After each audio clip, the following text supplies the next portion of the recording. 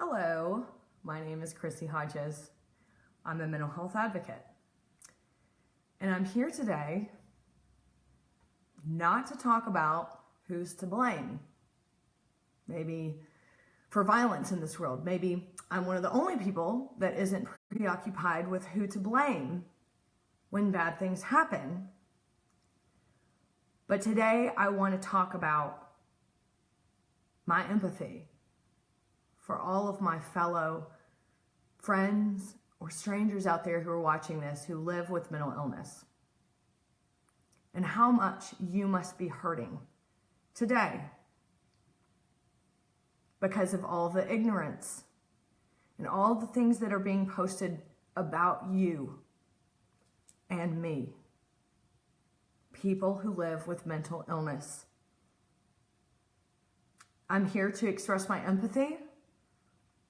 I'm not here to debate whether guns are the reason or mental illness is the reason or whatever. You can actually support guns and mental illness at the same time, or mental health. You can be against guns and be for mental health. You can be against mental health and for guns. You actually can choose. You don't just have to see something and spout off shit just because you think it makes sense.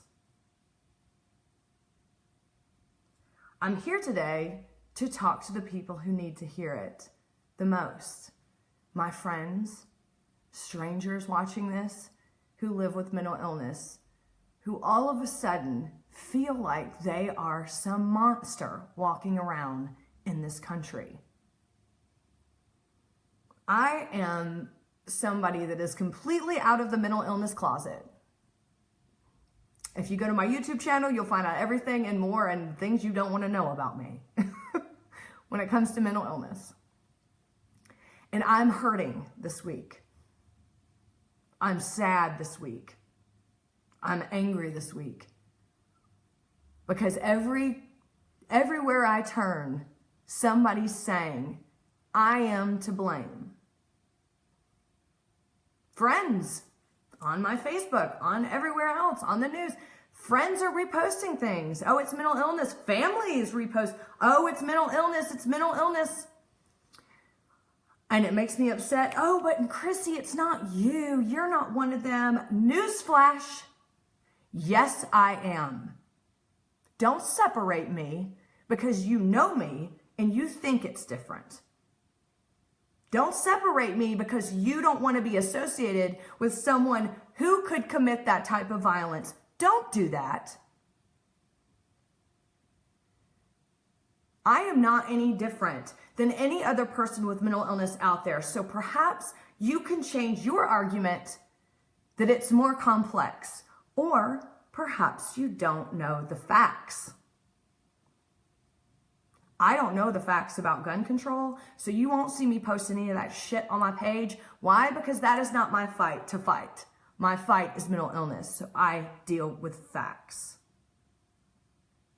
I am open about my struggle and I'm hurting. I cannot imagine, if you are not, how you feel.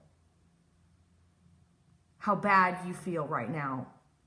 How you see your family and friends posting this ignorant shit all over the place, saying that people with mental illness are bad and maybe we need to monitor people this, and if this, then this wouldn't happen. Just, no. How bad it must hurt you. And how now you're not going to come out and tell people. And that hurts me too. That hurts the agenda that we have of destigmatizing mental illness. It hurts all around knowing that people don't know the facts. Mental illness does not equal violence. And so here's the thing, people are going to say, well, it's ridiculous to think that mental health didn't contribute to this. What kind of person can't be right in their mind to have to do something like this? Massacre, blah, blah, blah, blah. I don't know. People that are deranged, people that are, I don't know. I don't have the answer. What I do know is that mental illness symptoms don't cause massacres. They don't. If you don't believe me and you're probably just like, well, you're mentally ill too, so you don't know, Go look at the facts. This is not about the need. This isn't about we need more mental health services so we can prevent this. I know we need more mental health services. Trust me, that's why I'm out every single damn day advocating for mental health. But I'm going to tell you, every time you post something blaming mental illness for this, whenever something like this, I'm going to tell you, you are part of the problem. You are not the one going, but I want services for mental health. No, you only do it in the wake of a tragedy. So you are only putting us farther back into that closet. Are you serious? You're advocating for mental health services? Get your ass out next week, next month, next year. Talk to your congressman about it when there isn't a tragedy, and then I will believe that you really want mental health services. Because I don't give a damn what you post right now. Because you're only doing it because you need a scapegoat. What's happening now? This is about the blame. This is about who can I blame farther away from me and anyone that I know. That's why you look at me and you go, oh, Chrissy, man, no, you're not like that. No, I am. I have a diagnosable mental illness. I have been hospitalized. I've attempted suicide. And I live with it on a daily basis, including sexual and violent intrusive thoughts. I am that person. So every time I see you post something, you're blaming me. I have seen psychosis. I have seen mania. I have seen people in the depths of their symptoms. Firsthand, I know they don't have the capability in those symptoms to calculate something that can pull off what happened last week in Florida. It's just mathematically impossible. Does this mean that people with mental illness aren't violent? Of course they are. So are normal people that don't have mental illness. So is anybody and everybody is capable of violence. The facts state people with mental illness are no more likely. In fact, they are more likely to have violence perpetrated against them. But if you don't want to believe facts, it's because you want something and someone to blame that's far away from you or anyone that you know. I have also seen people in the midst of rage. People who have struggled with abuse and neglect. I've seen people with traumatic brain injuries. I've seen all of this accompanied with violence. Does that mean those things are always going to perpetuate violence? No. I've seen people that are diabetic that are violent. I've seen people with all types of physical ailments that are violent.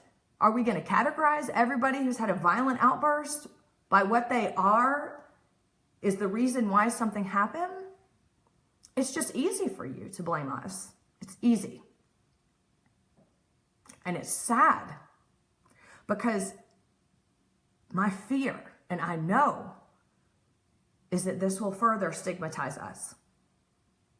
It will further stigmatize the people who haven't come out with it or people that were contemplating help, and now they won't because they don't want anyone to find out that they have a mental illness, because then you might think that they're a monster. Or you may think, oh my God, they're mentally ill, and what if they shoot up the place? I need to report them. So they will keep quiet, and their symptoms will get worse. And people die from mental illness. They die by suicide. That is the reality we really want to face and get awareness for and get help for. People with mental illness might be violent, but maybe that's just because they're assholes, or they're jerks. Those particular people are violent people. I don't know. But there is not indication that symptoms cause people to do things like what happened last week. Perhaps this person had a mental illness. Is that the cause? No.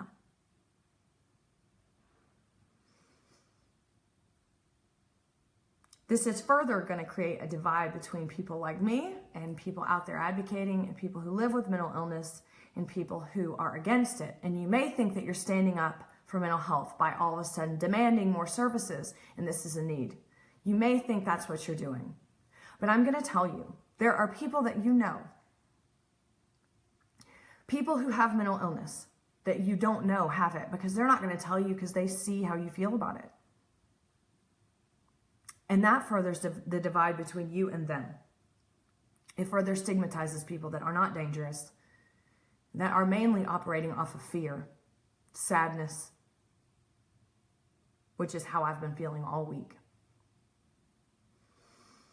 I won't stop. I will continue to speak out loud. I don't care if you defriend me. I really don't care.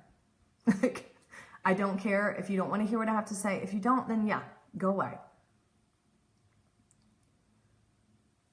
But I want to speak directly to my friends and the people watching this who live with mental illness right now.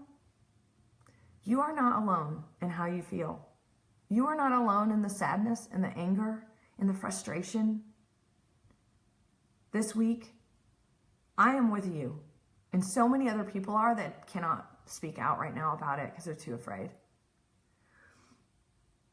You don't have to read about this. You don't have to look at people's stupid, ignorant comments. And verbatim, I was arguing with someone yesterday who said if there was better mental health care, there would be less murders.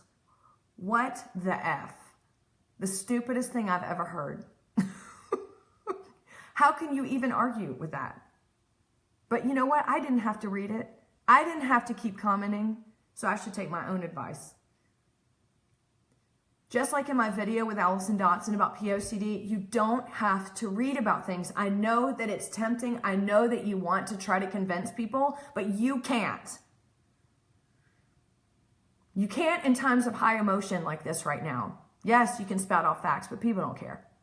They can equally go on the internet and find whatever they want to validate however they feel.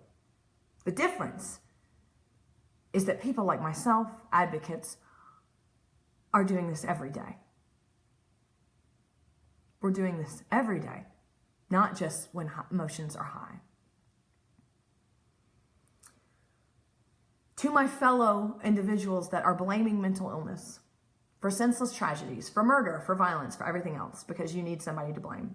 You are hurting us more than you are helping. You think that you might be helping by demanding better mental health services. I agree. We do need better mental health services, but we need them every day. We don't need them just when you feel like they do, because you think this is the reason for all the bad in the world. You don't even know the people that you're hurting and isolating when you post things like that. When you say things like that, you don't know the people that are working with you, are in your family or your friends. You don't know who you're hurting. Be very careful. And finally, to my fellow OCD people who have violent, intrusive thoughts, these unwanted, violent, intrusive thoughts, when things like this hit, I know how bad you're hurting.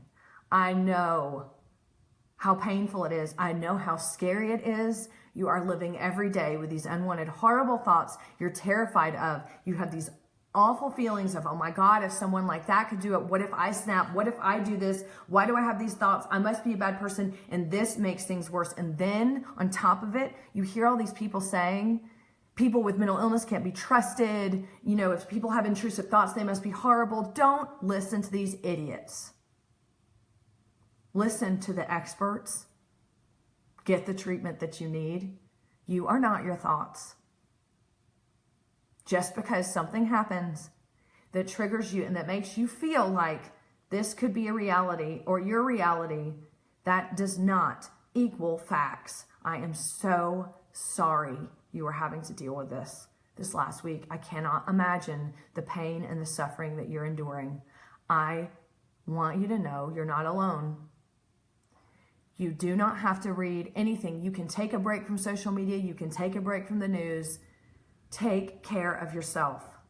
I know it's tempting to want to get on so you can somehow have a compulsion and reassurance that you aren't a horrible person and that you really do have OCD and this isn't real. I know that that's the case. It's not going to help. I just want you to know you aren't alone, and I just want you to know how sorry I am. And to all of my fellow friends with mental illness. I'm sorry too that we're dealing with this. But you know what? Let's keep getting up every single day, even when things like this don't happen, and it's just a quote unquote normal day where it's not all over the news or whatever else. Let's keep getting up every day. Let's keep advocating, because we are the ones that can make a difference, even though when these things happen, it feels like such a huge setback. I am with you. I will not stop. We will keep advocating for the good, for the truth and the facts for people that have mental illness, and for the facts of mental health. Regardless, we will keep fighting. And we will eventually abolish the stigma. If we cannot believe that, then we can't believe that fighting every day isn't worth it. And I know that you and I both know fighting is worth it. Thank you for listening. I hope this brings some sort of comfort to any of you out there that may be struggling, because I need some comfort now too. Hang in there. Let's just keep advocating and standing up for each other and for the facts.